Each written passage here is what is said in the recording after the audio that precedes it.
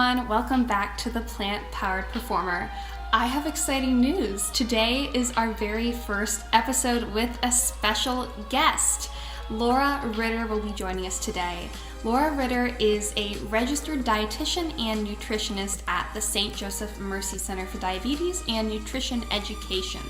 She is a certified diabetes educator, and she is a lifestyle medicine practitioner certified through the American College of Lifestyle Medicine. And we are so excited to have her here today. Today's video is going to be talking about why fiber. Why do we really need fiber? So let's get into it. Hi everyone, we are so grateful to have Laura with us today. Welcome, Laura. Thank you very much. Pleasure to be here.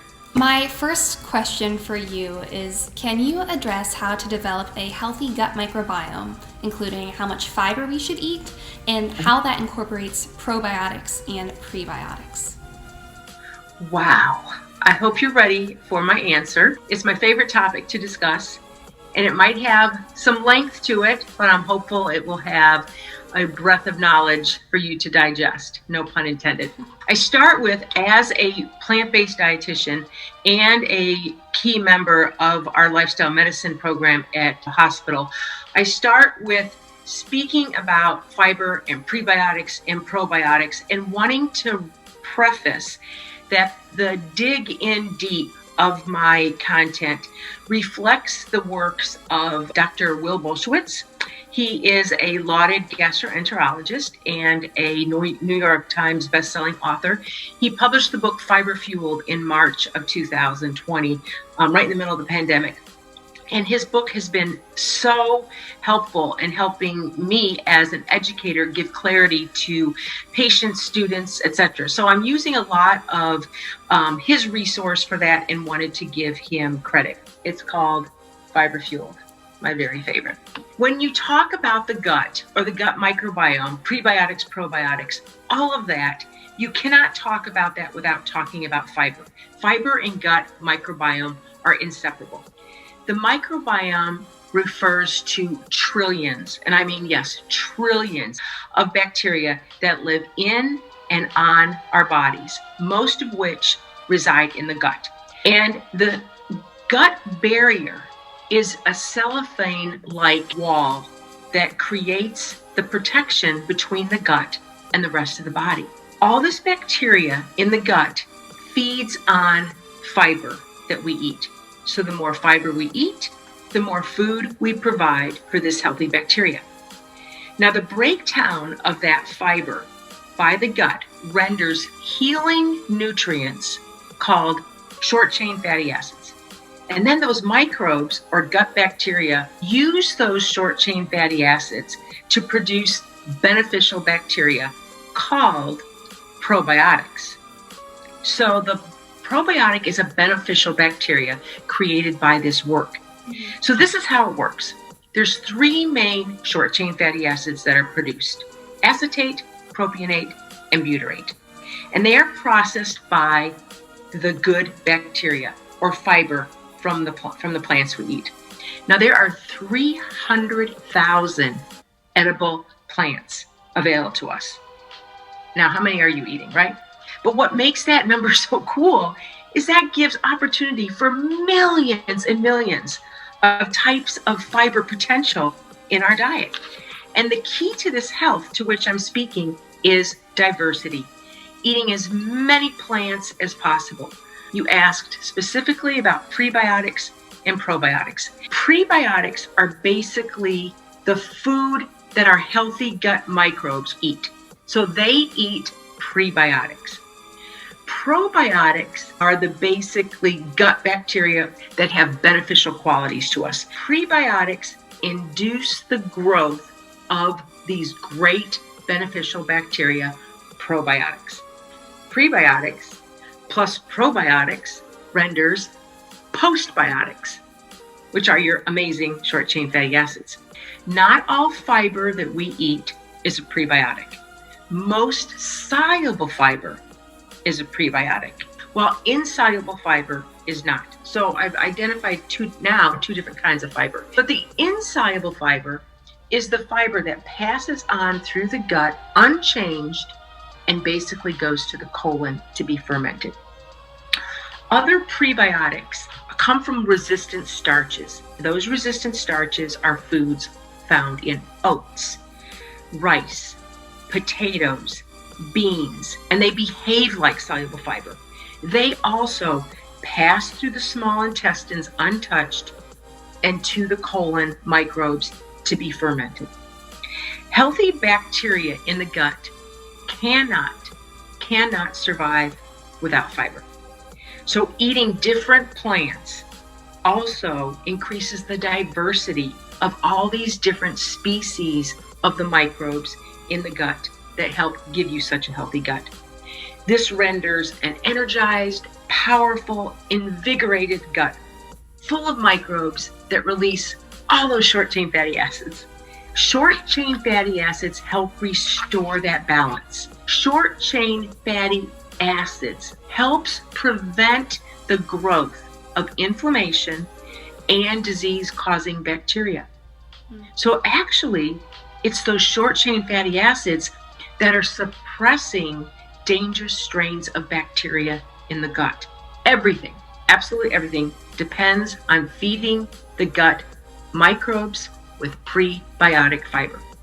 So when we are talking about fiber, we are going way beyond the orange cap psyllium fiber that you pour into the water, stir well, and drink up. So I will frequently get asked, well, I can just take a fiber supplement, right? And that would be one kind of fiber. Putting in that classification of 3 fiber sources, not the diversity we're looking for. So here's the flip side. A diet lacking in fiber drains the gut of its ability to make those incredible short-chain fatty acids that compounds over the years and causes autoimmune diseases. An altered gut microbiome will literally eat away at that intestinal lining. So you can see how these short-chain fatty acids play an incredible role in our entire health, not just the gut.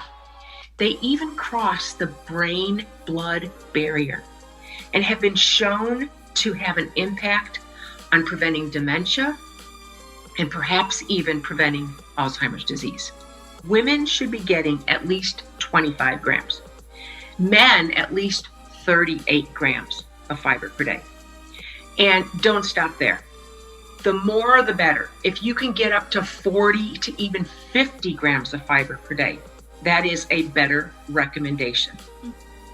I want you to know exactly where you get this fiber from.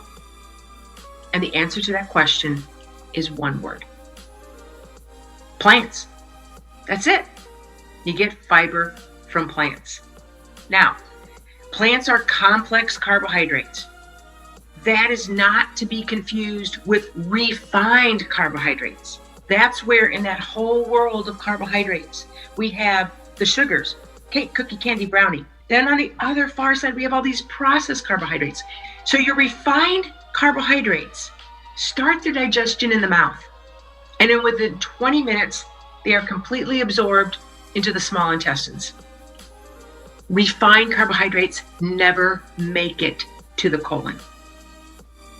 So if you have a diet that is nearly devoid of the appropriate fuel for the gut, which is fiber, that lower part of the intestines never gets fed with healthy gut microbes.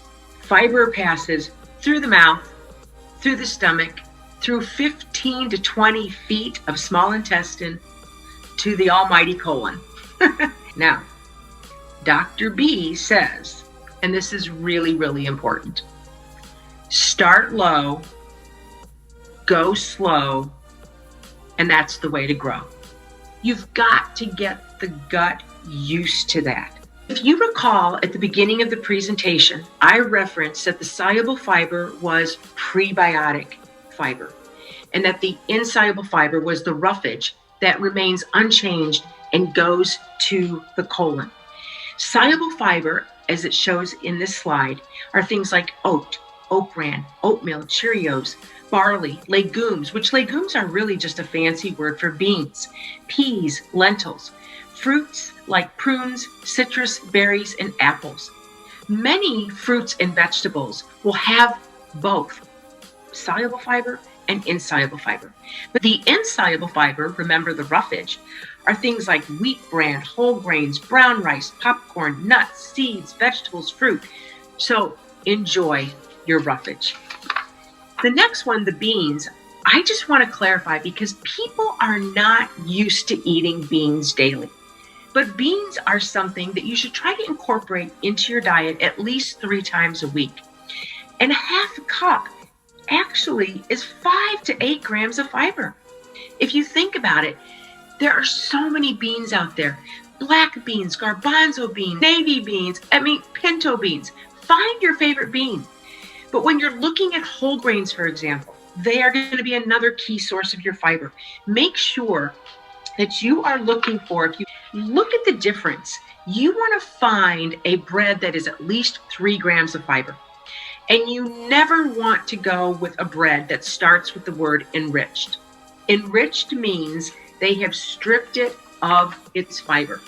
So in looking at that whole grain picture, that is showing you basically the skeleton of a whole grain.